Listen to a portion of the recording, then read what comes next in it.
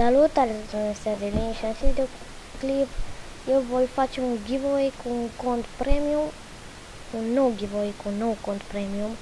Deci, tot ce trebuie să faceți în acest giveaway este să dați like și să vă abonați la canal. Cam atâta este tot ce trebuie să faceți, nu este mai mult. Voi face un giveaway în fiecare zi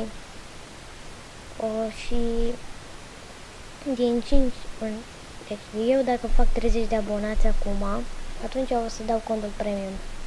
Și dacă fac 40 de abonați, atunci iar mai dau un cont premium. Și dacă fac 50, iar mai dau un cont premium. O să dau un cont premium din 10 în 10 abonați.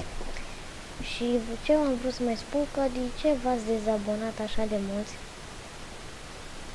Oare v-ați abonat numai pentru conturile premium? Nu știu. Și cam asta v-am jucat